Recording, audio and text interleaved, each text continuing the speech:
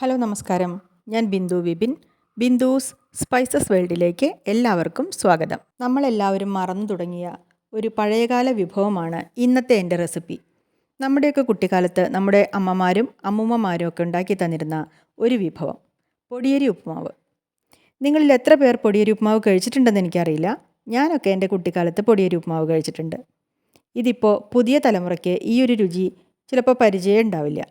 അതുകൊണ്ട് തന്നെ അവർക്ക് കൂടി വേണ്ടിയിട്ടാണ് ഞാൻ ഇന്ന് ഈ റെസിപ്പി പരിചയപ്പെടുത്തുന്നത്. ഇത് നിങ്ങൾക്ക് ഇഷ്ടമാവുകയാണെങ്കിൽ ലൈക്ക് ചെയ്യാനും നിങ്ങൾക്ക് വേണ്ടപ്പെട്ടവർക്ക് ഷെയർ ചെയ്യാനും മറക്കരുതേ. പിന്നെ ഇതുപോലുള്ള നാടൻ റെസിപ്പികൾ കിട്ടാൻ എൻ്റെ ചാനൽ സബ്സ്ക്രൈബ് ചെയ്ത് ബെൽ ബട്ടൺ പ്രസ് ചെയ്ത് ഓൾ എന്ന ഓപ്ഷൻ കൊടുക്കണേ. അപ്പോൾ എങ്ങനെയാണ് പൊടിയരി ഉപ്പുമാവ് ഉണ്ടാക്കുന്നതെന്ന് നോക്കാം. ഇതിനു വേണ്ടി ഞാൻ 1 കപ്പ് പൊടിയരിയാണ് എടുത്തിരിക്കുന്നത്. മട്ട അരിയുടെ പൊടിയരിയാണ് കേട്ടോ ഇത് ആദ്യം തന്നെ ഒരു ബൗളിലേക്ക് ഇട്ട് കൊടുക്കാം. ഇതിലേക്ക് കുറച്ച് വെള്ളം ഒഴിച്ചു കൊടുക്കണം. വെള്ളം ഒഴിച്ചിട്ട് ഇത് അരമണിക്കൂർ കുതിർത്തി വയ്ക്കാം. നമ്മളിപ്പോൾ സാധാരണ ചോറ് വെക്കണതാണെങ്കിലും അരി കുറച്ച് സമയം കുതിർത്തി വെച്ചിട്ട് ചോറ് വയ്ക്കുമ്പോൾ അരി പെട്ടെന്ന് വെന്ത് കിട്ടുമല്ലോ, അതിന് വേണ്ടിയിട്ടാണ് കേട്ടോ അങ്ങനെ ചെയ്യണത്. ഇത് കുറച്ച് സമയം അവിടെ ഇരിക്കട്ടെ. ആ സമയം കൊണ്ട് നമുക്ക് ഉപ്പുമാവിലേക്ക് വേണ്ട സാധനങ്ങളൊക്കെ റെഡിയാക്കി എടുക്കാം. ഇതിനു വേണ്ടി ഞാൻ കുറച്ച് ചെറിയ ഉള്ളി നന്നാക്കി എടുത്തിട്ടുണ്ട്. ഇതിൽ ചെറിയ ഉള്ളി ചേർക്കുന്നതാണ് നല്ലത് കേട്ടോ. ഇത് വട്ടത്തിൽ അരിഞ്ഞെടുക്കണം. നിങ്ങളുടെ കയ്യിൽ ചെറിയ ഉള്ളി ഇല്ലയെന്നുണ്ടെങ്കിൽ ഒരു സവാള എടുത്ത് അരിഞ്ഞാലും മതി. ചെറിയ ഉള്ളി വട്ടത്തിൽ അരിഞ്ഞെടുത്തു. നാടൻ പച്ചമുളക് 2 എണ്ണം എടുത്തിട്ടുണ്ട്. ഈ നാടൻ പച്ചമുളകിന് നല്ല എരിവുണ്ട് കേട്ടോ, അതുകൊണ്ടാണ് ഞാൻ 2 എണ്ണം എടുത്തത്. നിങ്ങളുടെ കയ്യിലുള്ള പച്ചമുളകിൻ്റെ എരിവ് അനുസരിച്ച് പച്ചമുളക് എടുക്കുക. ഇതിൽ നമ്മൾ എരിവിന് വേണ്ടി പച്ചമുളക് മാത്രമേ ചേർക്കുന്നുള്ളൂ. ഇനി ഈ പച്ചമുളകും വട്ടത്തിൽ അരിഞ്ഞെടുക്കാം. പച്ചമുളക് അരിഞ്ഞെടുത്തു. ഒരു കഷ്ണം ഇഞ്ചി എടുത്തിട്ടുണ്ട്. ഇഞ്ചി ചെറിയ കഷ്ണങ്ങളാക്കി നുറുക്കിയെടുക്കാം. ഇഞ്ചിയും ചെറിയ കഷ്ണങ്ങളാക്കി നുറുക്കിയെടുത്തു. ഇതിനു വേണ്ടി കുറച്ച് നാളികേരം കൂടി ചിരകിയെടുത്ത് വെച്ചിട്ടുണ്ട്. അരമുറി നാളികേരം ചിരകിയെടുത്ത് വെച്ചിട്ടുണ്ട് കേട്ടോ. നാളികേരം കുറച്ച് കൂടിയാലും കുഴപ്പമൊന്നുമില്ല, നല്ല ടേസ്റ്റ് ആയിരിക്കും. വറുത്തിടാൻ വേണ്ടി കുറച്ച് ഉണക്കമുളകും കറിവേപ്പിലയും റെഡിയാക്കി വയ്ക്കാം. ഇനി ഒരു കുക്കർ അടുപ്പത്ത് വയ്ക്കാം. ഞാനിത് കുക്കറിലാണ് ഉണ്ടാക്കുന്നത് കേട്ടോ. ചീഞ്ചട്ടിയിലും ഉണ്ടാക്കാം, പക്ഷേ എളുപ്പത്തിന് വേണ്ടിയിട്ട് ഞാൻ കുക്കറിലാണ് ഉണ്ടാക്കുന്നത്. കുക്കർ ചൂടാകുമ്പോൾ വെളിച്ചെണ്ണ ഒഴിച്ചു കൊടുക്കാം. ഇതിലേക്ക് വെളിച്ചെണ്ണ തന്നെ ഒഴിക്കണം കേട്ടോ. 2-3 ടീസ്പൂൺ വെളിച്ചെണ്ണ ഒഴിച്ചു കൊടുക്കാം. വെളിച്ചെണ്ണ ചൂടാകുമ്പോൾ കടുക് ഇട്ട് കൊടുക്കാം. കടുക് പൊട്ടിക്കഴിയുമ്പോൾ ഉഴുന്ന് പരിപ്പ്, 1 ടീസ്പൂൺ ഉഴുന്ന് പരിപ്പ്.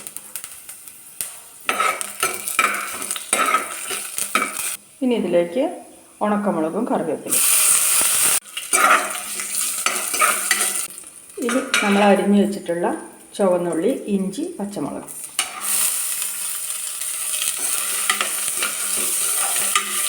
ഈ ചുവന്നുള്ളി ഒരു ബ്രൗൺ കളർ ആവുന്നത് വരെ ഇതിങ്ങനെ വഴറ്റിയെടുക്കും. ഉള്ളിയൊക്കെ നന്നായി വഴന്നു ബ്രൗൺ കളറിലേക്ക് മാറി. ഇനി ഇതിലേക്ക് ആവശ്യത്തിന് വെള്ളം ചേർത്ത് കൊടുക്കണം.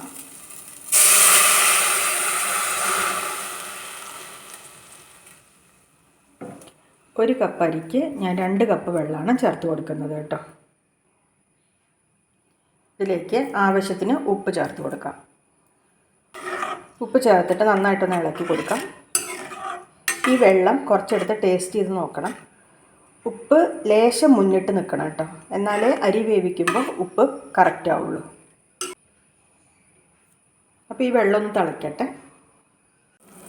വെള്ളം തിളച്ചു. ഞാനിതിലേക്ക് 1 ടീസ്പൂൺ ഉപ്പാണ് ചേർത്ത് കൊടുത്തത് കേട്ടോ. വെള്ളത്തിൽ കുതിർത്തി വെച്ച അരി അരമണിക്കൂർ കഴിഞ്ഞപ്പോൾ നന്നായി കഴുകിയെടുത്തിട്ട് വെള്ളം വാലാൻ വെച്ചിട്ടുണ്ട്. ഇനി ഇതിലേക്ക് വെള്ളം വാലാൻ വെച്ച അരി ഇട്ട് കൊടുക്കാം. നന്നായിട്ടൊന്ന് ഇളക്കി യോജിപ്പിക്കാം. ഇനി കുക്കർ അടച്ച് വയ്ക്കാം. സ്റ്റവ് ഫുൾ ഫ്ലെയിമിൽ വെച്ചിട്ട് ഒറ്റ വിസിൽ കേട്ടോ.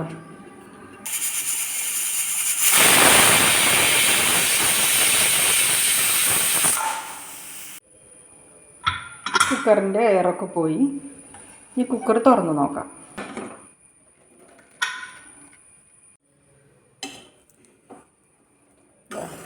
നന്നായി വെന്ത് കിട്ടിയിട്ടുണ്ട് കേട്ടോ.